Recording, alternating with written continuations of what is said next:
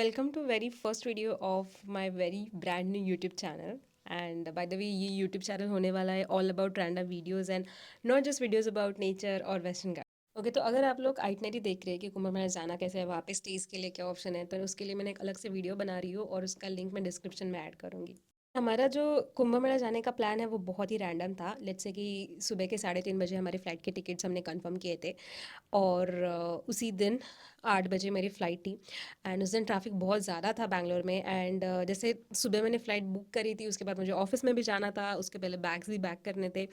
And उस दिन traffic इतना ज़्यादा था कि नॉर्मली जब मेरे रूम से एयरपोर्ट जाने के लिए 1.5 आवर्स लगता है, बट उस दिन it took like more than 2 hours 45 minutes. And मैं जब एयरपोर्ट में पहुंची तो वहाँ पे बहुत बड़ी क्यू थी एंड मेरा गेट नंबर 39 था वगैरह वगैरह. And somehow I boarded my flight. So finally I board my flight. ये एक कनेक्टिंग फ़्लाइट थी जो बैंगलोर से गुवाहाटी और गुवाहाटी से प्रयागराज थी. तो रात के 11:30 बजे मैं गुवाहाटी एयरपोर्ट पर पहुंच गई और ये एयरपोर्ट बहुत खूबसूरत है. मेरी नेक्स्ट फ़्लाइट सुबह 6 बजे थी, तो मैं काफ़ी देर इस एयरपोर्ट को ही एक्सप्लोर कर रही थी. सो सुबह के 6 बजे I boarded another flight from Guwahati to Prayagraj. ये अर्ली मॉर्निंग फ़्लाइट थी, इसीलिए सनराइज़ भी काफ़ी अच्छे से दिखा एंड विंडो सीट से भी काफ़ी अच्छा व्यू दिख रहा था. और फिर 1.5 घंटे के बाद ये ऐसे एक बड़े रिवर का लैंडस्केप दिख रहा था. पता नहीं ये कौन सी रिवर है, बट ये समझ में आ गया कि हम प्रयागराज के नज़दीक आ गए हैं.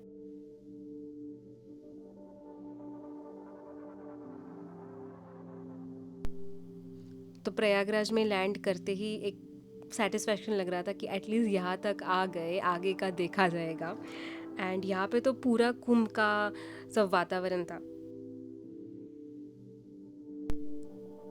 And then I met my friend Poonam, जो पुणे से आई थी यहाँ पे फ्लाई करके, और उसकी भी जो फ़्लाइट है वो थोड़ी देर पहले ही लैंड हुई थी. तो मैं और पूनम कॉलेज के फ्रेंड्स हैं एंड अभी तो हम 1 साल के बाद मिल रहे हैं. एयरपोर्ट जाके हमने कैब बुक करी and we asked the driver to drop us to the nearest location जहाँ से हम त्रिवेणी संगम जा सके. लोग जब कैब से नीचे उतरे तब एक रास्ता था जहाँ से त्रिवेणी संगम का जो घाट है वहाँ पे आप जा सकते थे. एंड वहाँ पे इतनी ज़्यादा भीड़ थी, लाइक जो सारा क्राउड था वो त्रिवेणी संगम की तरफ जा रहा था. एंड वो क्राउड देख के ही हमने डिसाइड किया कि हम लोग अब तो नहीं जा रहे, may be will go at midnight, like 1-2 बजे. क्योंकि अब अगर त्रिवेणी संगम हम जा रहे हैं तो लाइक वहाँ जाके क्या करेंगे कि इतना क्राउड त्रिवेणी संगम पे स्नान कैसे करेगा. So we thought instead let's go to Arail Ghat, क्योंकि हमने रील्स में देखा था कि अरेल घाट से हम लोग बोट लेके त्रिवेणी संगम जा सकते हैं. सो वहाँ लाइक हम उस प्लेस से Arail Ghat was 3 kilometer, so we started walking towards Arail Ghat. And हमें पता चला बीच में ही कि अरेल घाट से पहले ही एक बोट क्लब करके एरिया है, वहाँ से भी बोट्स मिलते हैं त्रिवेणी संगम जाने के लिए.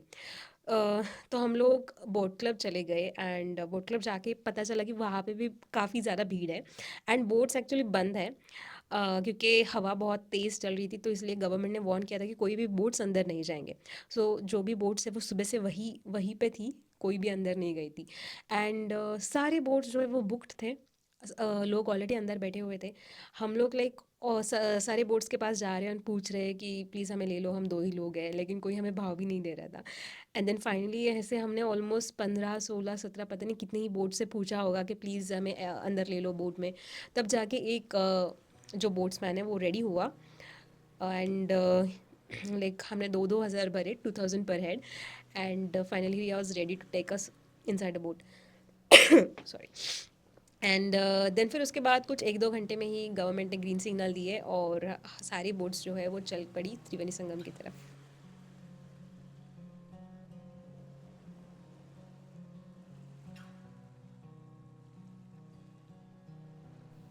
सो we started towards Triveni Sangam. And एक चीज़ तो मैंने बिल्कुल एक्सपेक्ट नहीं करी थी, वो था यहाँ का पूरा क्लीनलीनेस.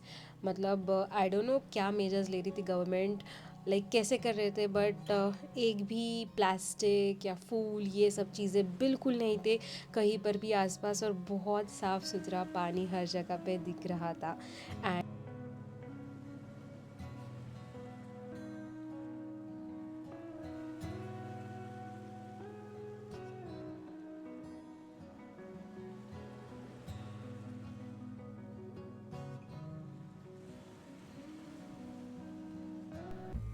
सो जाते टाइम जो हवा की दिशा थी और पानी का फ्लो था वो उसी तरफ था जहाँ हम त्रिवेणी संगम की तरफ जा रहे थे।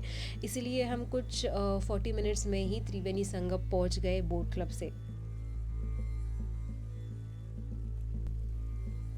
एंड फिर आता है वो मोमेंट जिसके लिए शायद मैं सदियों से वेट कर रही थी।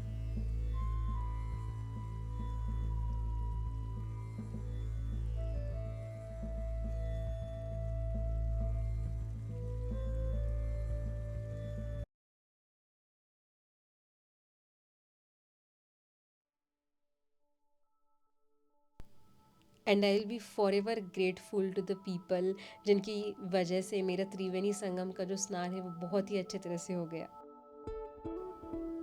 हम लोग जब स्नान करके वापस बोट क्लब पे आ गए तब तक सनसेट हो गया था एंड अंधेरा भी काफ़ी बढ़ गया था। हमने एक जगह पे मैगी खाई वहाँ, एंड जो कपल वो मैगी सेल कर रहा था हमने उनसे पूछा कुछ होम स्टेज वगैरह अवेलेबल है तो। हम उस होम स्टे की तरफ जा ही रहे थे तब हमें रास्ते में ही दूसरा होम स्टे मिला जो हमें काफ़ी सेफ़ लगा क्योंकि वो एक फैमिली थी एंड उन्हीं के घर में एक एक रूम में हमें रुकना था। तो हमने डिसाइड कर लिया कि हम वहीं पे रुक जाते हैं। हमने फिर वो होम स्टे बुक कर दिया, वहाँ पे अपना सामान ड्रॉप कर दिया एंड हम डिनर के लिए बाहर आ गए। ऑल्सो लकीली हमें पता चला कि जहाँ पे हम ठहरे हैं उसी घाट पे लाइक उसी बोट क्लब के पास लेज़र शो होता है तो हम उसी तरफ निकल गए और फिर हमने लेज़र शो देखा।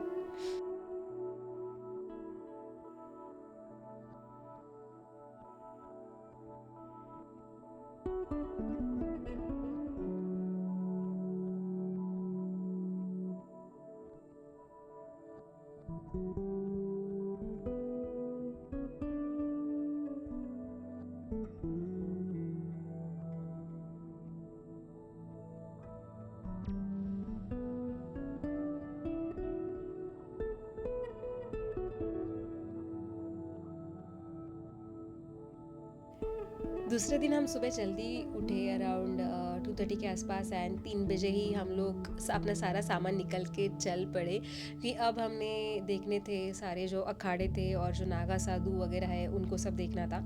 तो इसीलिए हम लोग जो घाट है त्रिवेणी संगम का उस तरफ चल पड़े।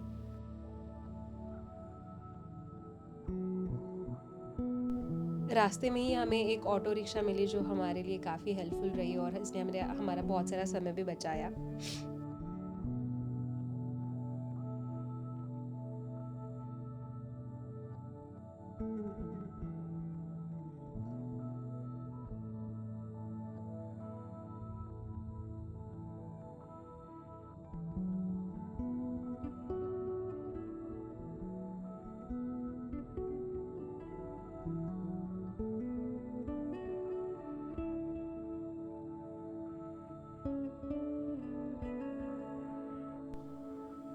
ये सुबह का 4 बजे का समय है और अभी भी यहाँ पे इतनी ज़्यादा भीड़ है।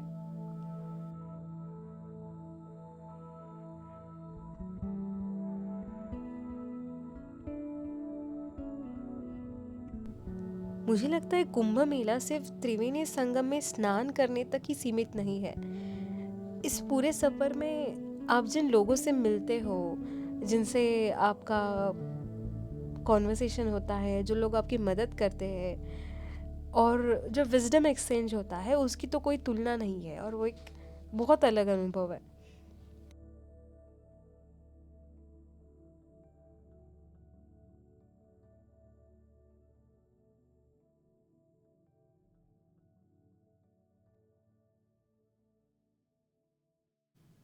जैसे ही सनराइज़ हुआ तब हमें बहुत सारे अखाड़े के लोग दिखने लगे और बहुत सारे नागा साधु भी अब बाहर आ गए थे।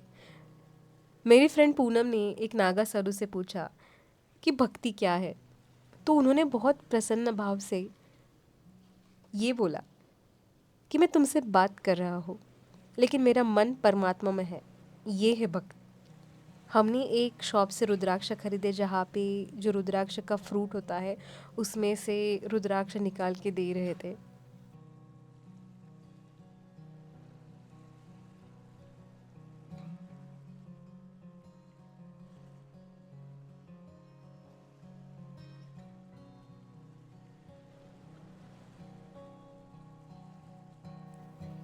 इसके बाद हम एक राइड से झूसी तक पहुंच गए, और झूसी पहुंचते ही हमने नाश्ता किया, और वहाँ से ही थोड़ा आगे चलने के बाद हमें बस मिली वाराणसी के लिए। हमें ज़्यादा रुकना नहीं पड़ा, बाय द वे बस वहीं पे ही थी। सो जैसे हम लोग गए तो 5-10 मिनट में ही बस निकल गई।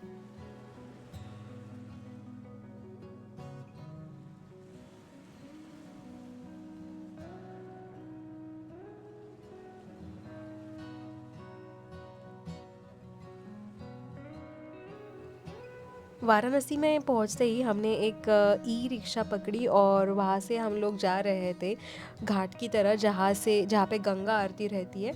और हमने डिसाइड किया था कि वहीं पे जाके हम लोग एक स्टे बुक करेंगे। तो हमने कैजुअली ऑटो वाले भैया से पूछा कि आपके पास कोई स्टे का नंबर है क्या, तो उन्होंने एक कार्ड दिया हमें। एंड हमने कॉल करके पूछा तो वहाँ पे एक गेस्ट हाउस था वो एक्चुअली, एंड वहाँ पे रूम्स भी अवेलेबल थी। हमने मैप पे चेक किया तो पता चला वो जो गंगा आरती का घाट है वहाँ से ही वो बहुत नज़दीक है। तो हमने ऐसा डिसाइड किया कि हम लोग वहाँ तक चलते चलते जाएंगे, और by the way on the way जितने भी सारे गेस्ट हाउस वगैरह आते हैं सब इंक्वायर करेंगे। तो हम लोग जितने आई आई गेस या 2 गेस्ट हाउस हमें लगे ऑन द वे, एंड तो सारे फुल थे, तो हमारे पास कोई ऑप्शन नहीं था, हम वहीं पे चले गए जहाँ पे हमें जिसका हमें कार्ड मिला था। और हम लोग को वहाँ पे पहुँचते ही पता चला कि काफ़ी अच्छा गेस्ट हाउस है। तो अब तो मुझे काफ़ी ब्लेस्ड लग रहा था, क्योंकि हमें बहुत अच्छी रूम मिली थी और बहुत अच्छा लोकेशन था। भूतेश्वर गली करके जो लेन है वहाँ पे ये गेस्ट हाउस था, and that is one of the oldest the lane of Banaras.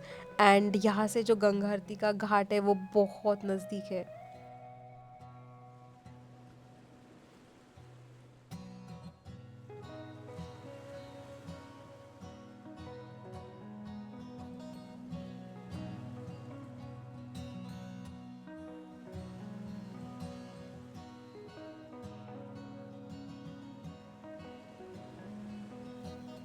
सो दोपहर के 4 बज गए थे अब, एंड हम जा रहे थे घाट की तरफ। एंड डिस्पाइट सिर्फ 4 बजे एंड गंगा आरती स्टार्ट होने वाली है 6 बजे, अभी से बहुत ज़्यादा भीड़ थी एंड सबने अपनी अपनी सीट्स बुक कर ली थी। बाय द वे सामने काफ़ी सारे बोट्स भी थी, तो हमने सोचा हम बोट पे जाके भी गंगा आरती देख सकते हैं, लेकिन ऐसे रियलाइज़ हुआ कि जो बोट जिसकी हाइट काफ़ी ज़्यादा है वहाँ से ही व्यू अच्छा दिखेगा, क्योंकि अगर बोट छोटी है तो इतनी सामने भीड़ है कि कुछ दिखेगा ही नहीं। सो बोट में जाने से कोई फ़ायदा नहीं है, इसीलिए हमने डिसाइड किया कि हम लोग स्टेप्स पे बैठ के ही गंगा आरती देखेंगे।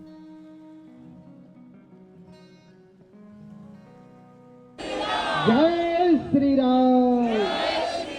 नमः पार्वती पदे हर हर महादेव। एक ही नारा एक ही नाम, एक ही नारा एक ही नाम, एक ही नारा एक ही नाम। बोलो गंगा मैया की, बाबा विश्वनाथ की। सभी लोग हाथ जोड़कर बैठे हैं। माँ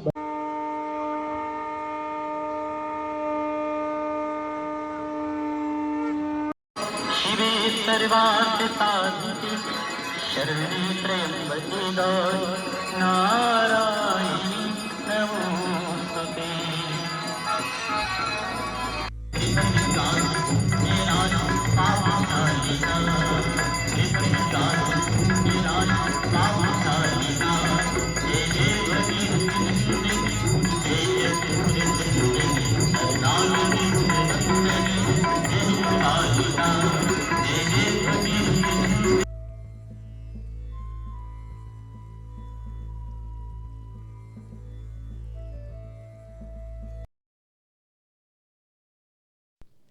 इसके बाद हमारे जो गेस्ट हाउस के ओनर है उन्होंने हमें इन घाट्स के बारे में थोड़ी इन्फॉर्मेशन दी।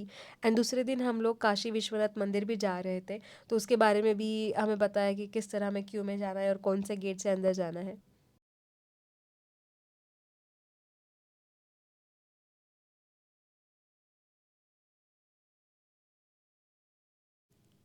सो दूसरे दिन 5 बजे उठ के हम लोग क्यू में लग गए एंड कुछ 8 घंटे के बाद हमारा जो काशी विश्वनाथ मंदिर का है दर्शन हो गया। ओके सो काशी विश्वनाथ मंदिर का दर्शन होने के बाद हमने कुछ शॉपिंग की एंड कुछ दोपहर के 3 बज गए थे बाय द वे। एंड हमें जाना था अपने गेस्ट हाउस से सामान लेके हमें जाना था एयरपोर्ट, बस उतना ही काम था। एंड मेरी फ़्लाइट थी 8 बजे और मेरी फ्रेंड है उसकी फ़्लाइट थी 11:30 इन नाइट। सो हम लोग जाते हैं हमारे गेस्ट हाउस की तरफ एंड जो गेस्ट हाउस हमारा कहाँ पे है तो भूतेश्वर गली करके एरिया है वहाँ पे है। एंड उसी के पास में गंगा आरती का जो घाट है वो भी वहीं पे है। सो ये वो सारा मेन एरिया है बनारस का। सो वहाँ पे जाने के लिए नंदी चौक क्रॉस करके जाना पड़ता है। तो हम लोग जब नंदी चौक के पास आए तो वहाँ पे बहुत ज़्यादा क्राउड थी एंड पुलिस किसी को अंदर नहीं जाने दे रही थी। और हमने इमेजिन नहीं किया कि इतना क्राउड हो सकता है एंड दोपहर के सिर्फ 3 बजे है एंड वीकेंड भी था तब। तो पुलिस सजेस्ट करती है कि आप साइड्स में जो लेन्स है छोटी छोटी वहाँ से आप जा सकते हो गेस्ट हाउस। सो हम फिर वहाँ से हमारे गेस्ट हाउस की तरफ चलने लगते हैं एंड अब तो वो जो छोटी छोटी लेन्स है बनारस की वो भी बहुत क्राउडेड हो गई थी।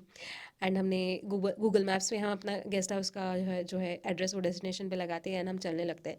But the thing is Google maps भी यहाँ से ठीक से नेविगेशन काम नहीं कर रहा था। हमारा गेस्ट हाउस एक टाइम ऐसा आया था कि गेस्ट हाउस हमारा हमारे पास ही था बट हम लोग गोल गोल घूम रहे हैं लेकिन वो नेविगेशन बहुत गलत दिखा रहा है या फिर डिले हो रहा है एंड हमें हमारा गेस्ट हाउस ही नहीं मिल रहा था।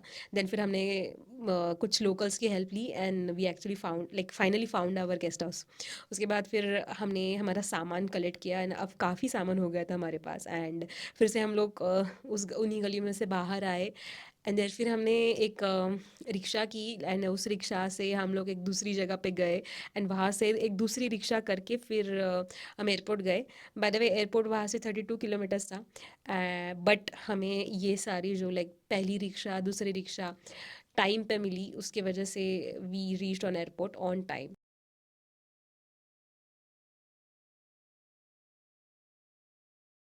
क्योंकि हम लोग एयरपोर्ट बहुत टाइम से पहुंच गए थे एंड मेरी फ़्लाइट 8 बजे थी एंड मेरी फ्रेंड की फ़्लाइट 11:30 PM पे थी। तो मेरी फ़्लाइट एक्चुअली डायरेक्ट फ़्लाइट थी from Varanasi to Bangalore and उसकी थी connecting flight from Varanasi to Delhi and Delhi से सुबह 4 बजे उसकी फ़्लाइट थी टू पुणे।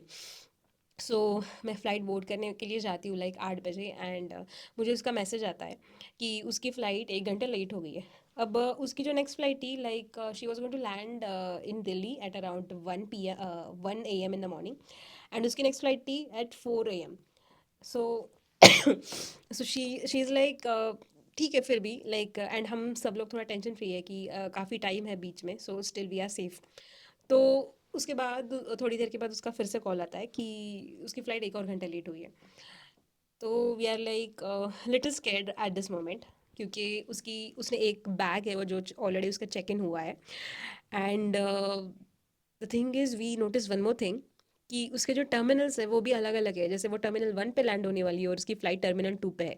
सो उसको उतरना है टर्मिनल 2 पे जाना है एंड फिर उसको अगर बैग चेक इन जो की है उसके लिए भी वेट करना है तो again ½ an hour. So there was high chances like उसकी फ़्लाइट मिस होने वाली थी क्योंकि like she was going to land at 3 AM in the morning Delhi and उसकी जो नेक्स्ट फ़्लाइट थी ओके उसकी बोर्डिंग स्टार्ट होने वाली 4 बजे ओके।